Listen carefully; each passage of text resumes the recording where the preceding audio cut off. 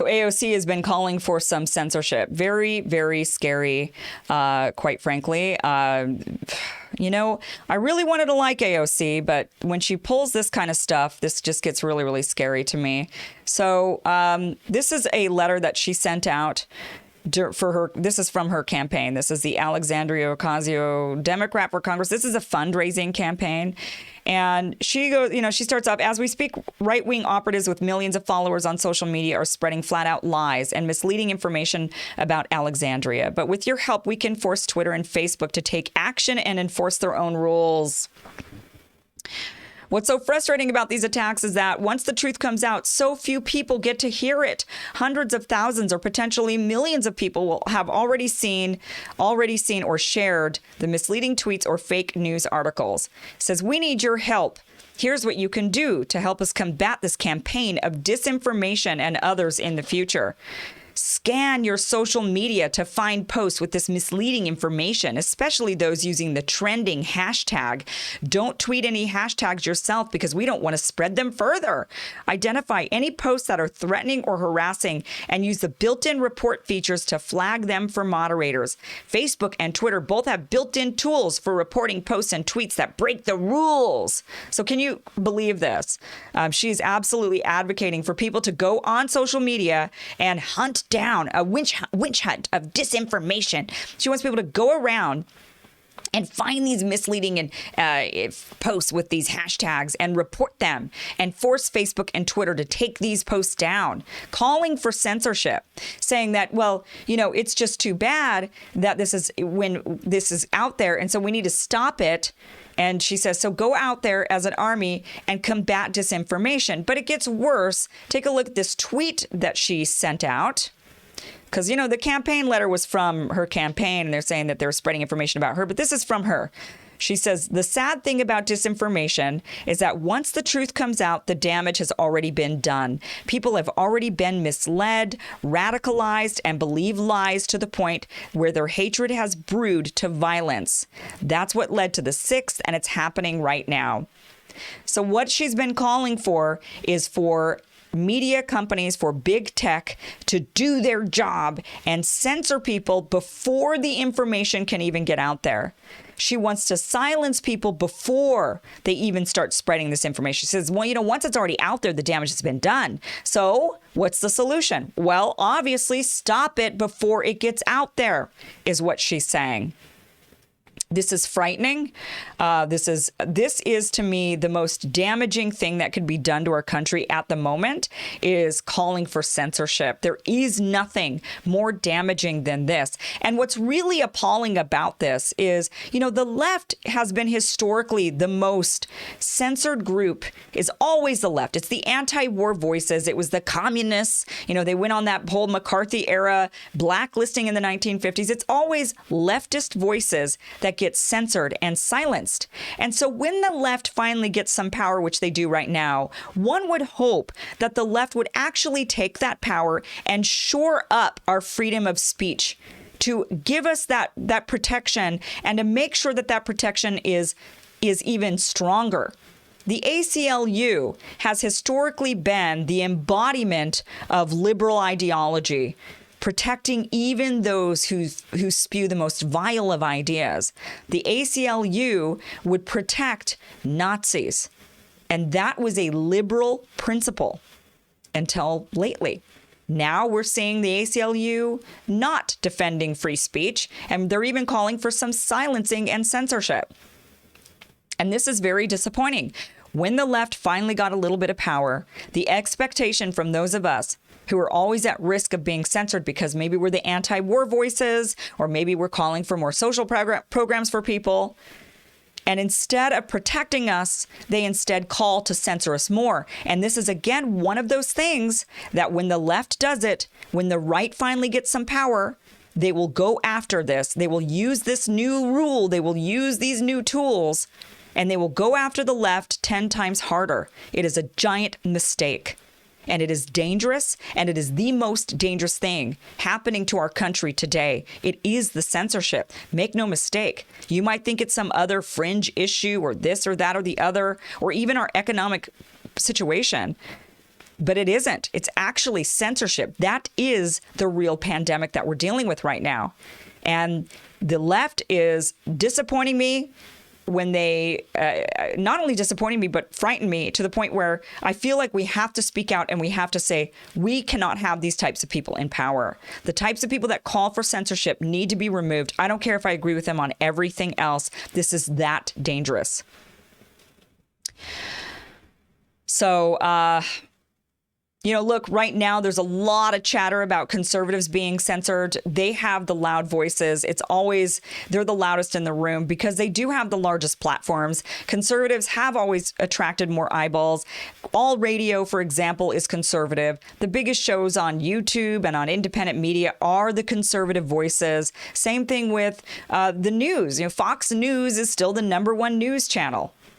And that's because conservatives have dominated the narrative for a very long time. They're not really truly the ones at risk. Now, are they being attacked right now? Yes. Is that wrong? Absolutely wrong. It shouldn't be happening. But it's historically been the left. So to see the left attacking the very principle that is always used to attack the left is so scary and disheartening.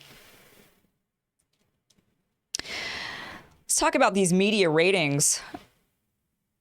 Speaking of Fox News still being #1, there was a lot of hope that Fox News was just going to take a dive and that CNN and MSNBC would come out on top. At the beginning of January, the network CNN and MSNBC were just reveling in their success.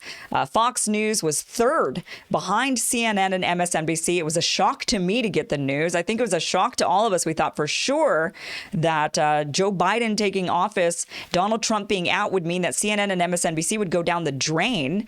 But instead, Fox was going down the drain. CNN and MSNBC were seeing record historic ratings. They'd never seen so many people flood to their networks. They were thinking, wow, not only did we get 4 years of riding on Donald Trump's media coattails, but now that he's gone, we get to continue this. This is awesome. We don't need Donald Trump, is what they were thinking. And they were looking at this graph, this the chart. It shows all of the different, look at this one here. This is what the media was reveling in. They were like, oh, yeah, look at this. This is the look at how Fox News tanked. This was Fox. This is Tucker Carlson, Hannity, and the Ingram angle. And what they were looking at was this graph that showed from January 2020 all the way to to the very end of this goes to December 30th.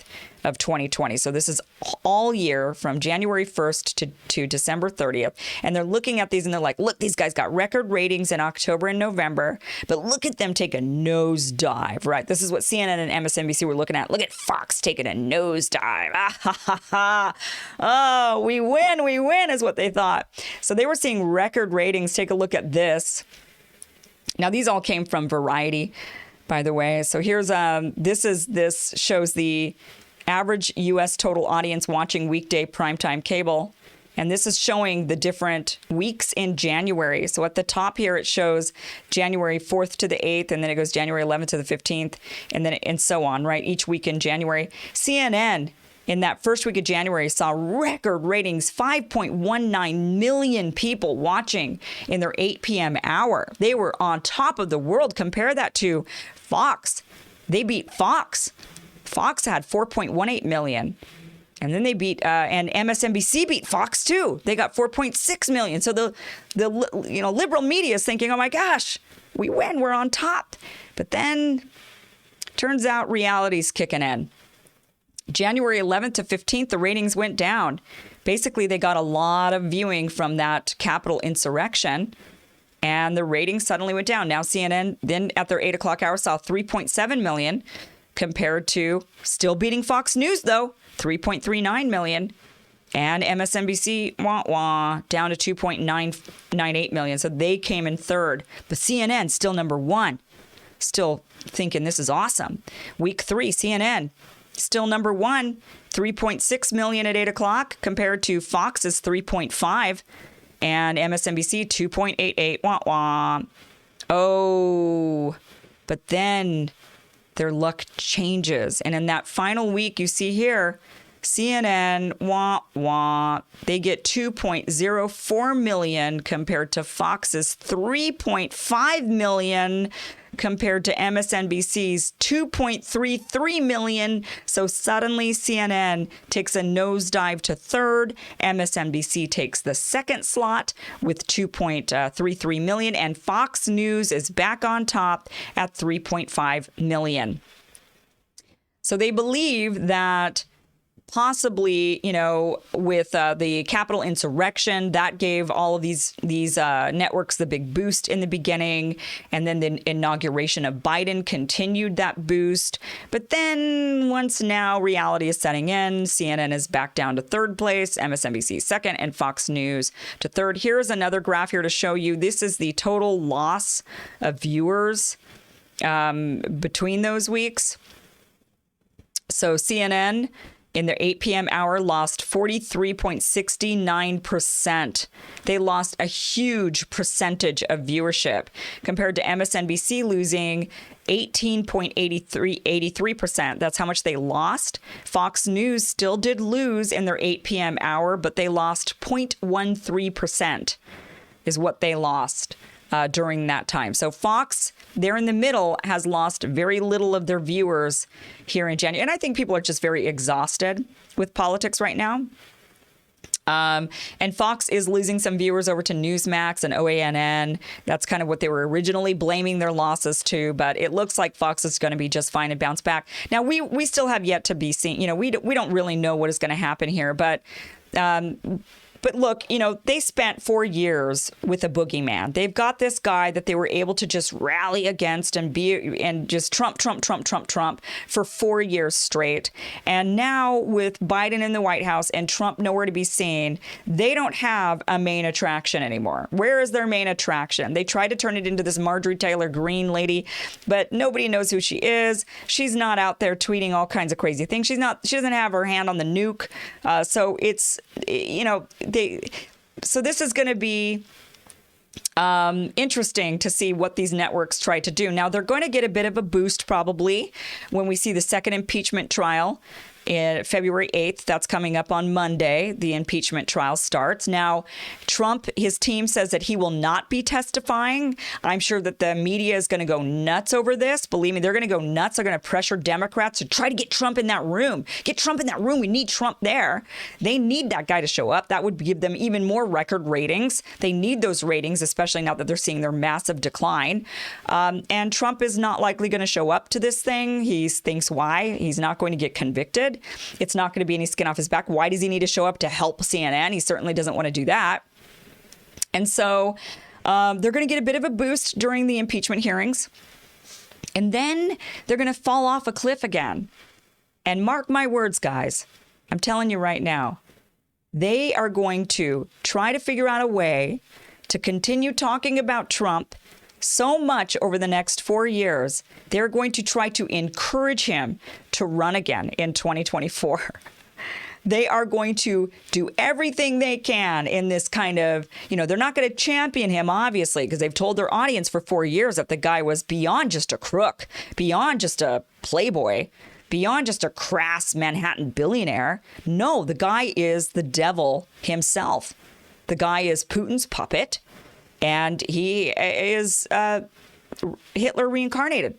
So they spent 4 years telling their audiences. So they, of course, can't just come back out and act like, where is Donald Trump these days? Let's follow him around and see what he's doing. Instead, they're going to try to, in these kind of sinister, interesting ways, prop him up to where they're encouraging him to run again, hoping he runs again, doing everything they can to slip him a little love without you really noticing, a little bit of a nudge to get him to run again in 2024. They will want more than anything for that to happen. They need him to run again in 2024. They need the ratings, and then they need him to win. And then we get to go back into this crazy circus charade all over again. And you know what? With Trump being ousted the way that he was, with him denying that the election went the way that it did, he might run again.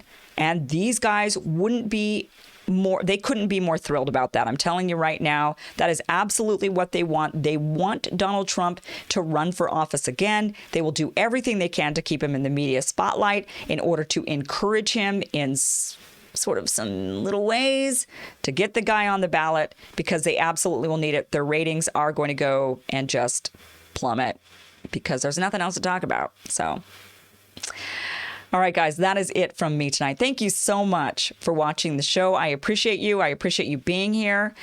Please be sure to sign up for my email newsletter. You could do that by going to my website, KimIverson.com. I will send out some information, updates, content that maybe you don't see other places. All of that will be in that newsletter, so be sure to sign up. Thank you guys so much for watching.